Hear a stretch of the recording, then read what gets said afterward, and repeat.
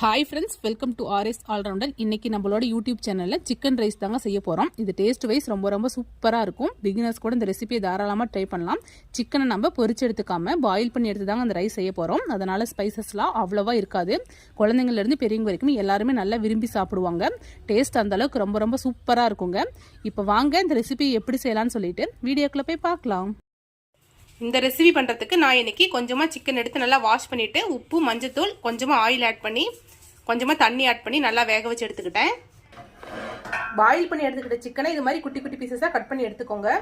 இதுக்கு தேவையான பொருள் என்னென்னு சொல்லிட்டு பார்த்துடலாம். நான் ஒரு கேரட் எடுத்திருக்கேன், கொஞ்சமாக பீன்ஸ், கொஞ்சமாக குடமிளகா, முட்டைக்கோஸ் கொஞ்சம் எடுத்திருக்கேன், கொஞ்சமாக காளான், 2 எக் எடுத்திருக்கேன், ஒரு மீடியம் சைஸ் தக்காளி, ஒரு மீடியம் சைஸ் வெங்காயம், ஒரு கொத்து கருவேப்பிலை, கொஞ்சமாக புதினா எடுத்திருக்கேன்.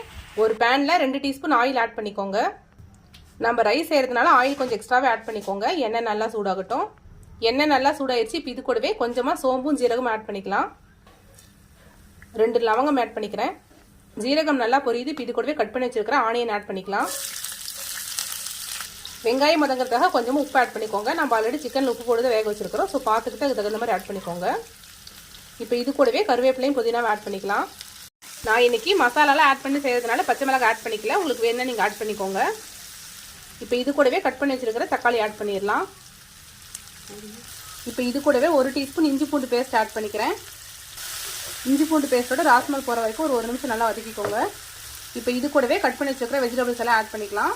குடமிளகா, பீன்ஸ், கேரட், முட்டைக்கோஸ். நான் இது கூடவே இன்னைக்கு கொஞ்சமாக காளான் ஆட் பண்ணிக்கிறேன். இப்போ ஸ்டவ்வை ஹை ஃப்ளேமில் வச்சுட்டு வெஜிடபிள்ஸ்லாம் ஒரு 2-3 நிமிஷம் நல்லா குக் பண்ணி எடுத்துக்கோங்க. ஹை ஃப்ளேமில் வேக வச்சு சாப்பிடும்போது இந்த கிரன்ச்சினஸோட டேஸ்ட் ரொம்பவே சூப்பராக இருக்கும்.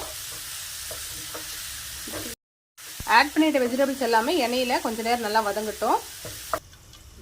பாருங்கள், வெஜிடபிள்ஸ்லாம் ஆயிலையும் 2-3 நிமிஷம் நல்லா குக் ஆகிடுச்சு. இப்போ இது கூடவே சிக்கன் வேக வச்சு தண்ணி இருந்துச்சு, அது கொஞ்சமாக ஆட் பண்ணிக்கிறேன். சிக்கன் வேக வச்சு தண்ணி இருந்தால் அது வேஸ்ட் பண்ணாமல் இது கூடவே ஆட் பண்ணிக்கோங்க. அந்த தண்ணி ஆட் பண்ணும்போது டேஸ்ட் இன்னும் ரொம்பவே சூப்பராக இருக்கும். படுப்பு ஹை ஃப்ளேமில் வச்சுட்டு இந்த தண்ணி ட்ரை ஆகிற அளவுக்கு ஒரு 2 நிமிஷம் நம்ம விட்டுடலாம். சிக்கன் வேக வச்சு தண்ணி ஆட் பண்ணிவிட்டு வெஜிடபிள்ஸோடு சேர்ந்து ஒரு 2 நிமிஷம் வேக வச்சாச்சு. இப்போ இது கூடவே நம்ம வேக வச்சு எடுத்துருக்கிற சிக்கனையும் ஆட் பண்ணிக்கலாம். இந்த வெஜிடபிள்ஸோடு சேர்ந்து அதுவும் ஒரு 2 நிமிஷம் நல்லா குக் ஆகட்டும்.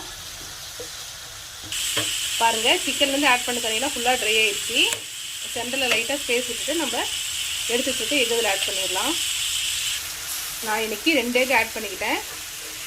எக்குக்கு தேவையான அளவு லைட்டாக உப்பு ஆட் பண்ணிக்கிறேன். கொஞ்சமாக மிளகுத்தூள் ஆட் பண்ணிக்கிறேன். எக்கு நல்லா குக் ஆகிடுச்சு. இப்போ வெஜிடபிள்ஸோடு சேர்த்து நல்லா மிக்ஸ் பண்ணி விட்டுடலாம். இப்போ இது கூடவே நம்ம தேவையான மசாலாலாம் ஆட் பண்ணிக்கலாம். இது கூடவே 1 டீஸ்பூன் சிக்கன் மசாலா ஆட் பண்ணிக்கிறேன். 1/2 டீஸ்பூன் மல்லித்தூள், 1 ஸ்பூன் கரம் மசாலா ஆட் பண்ணிக்கிறேன். மசாலா எல்லாமே உங்களோட காரத்துக்கேற்ப ஆட் பண்ணிக்கோங்க. இது கூடவே கொஞ்சமாக தனி மிளகாய் தூள் ஆட் பண்ணிக்கிறேன். 1 டீஸ்பூன் சோயா சாஸ் ஆட் பண்ணிக்கிறேன். சாஸ் இருந்து ஆட் பண்ணிக்கோங்க, இல்லைன்னா ஸ்கிப் பண்ணிடுங்க, ஆப்ஷனல் தான். இது எல்லாத்தையும் நல்லா மிக்ஸ் பண்ணிடலாம். நம்ம ஆட் பண்ணிக்கிட்ட மசாலாவோட சேர்ந்து சிக்கன் வெஜிடபிள்ஸும் ஒரு 2 நிமிஷம் நல்லா குக் ஆகட்டும். செக் பண்ணி பார்த்துட்டு இந்த ஸ்டேஜில் உப்பு காரையில் உங்களுக்கு தகுந்த மாதிரி ஆட் பண்ணிக்கோங்க.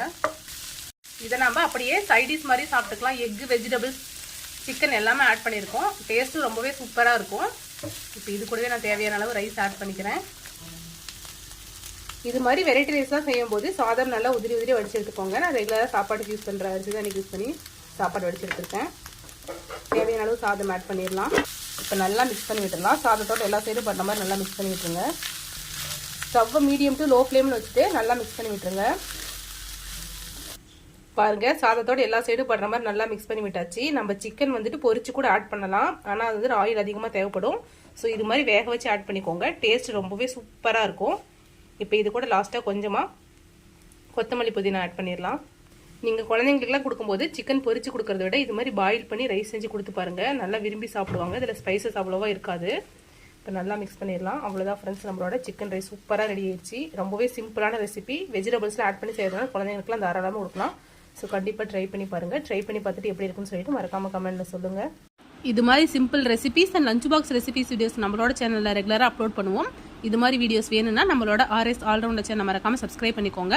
இந்த வீடியோ உங்களுக்கு பிடிச்சிருந்தா லைக் பண்ணுங்கள், கமெண்ட் பண்ணுங்கள், மறக்காமல் உங்களோட ஃப்ரெண்ட்ஸ்க்கு ஷேர் பண்ணிக்கோங்க. தேங்க்யூ ஃப்ரெண்ட்ஸ், தேங்க்ஸ் ஃபார் வாட்சிங்.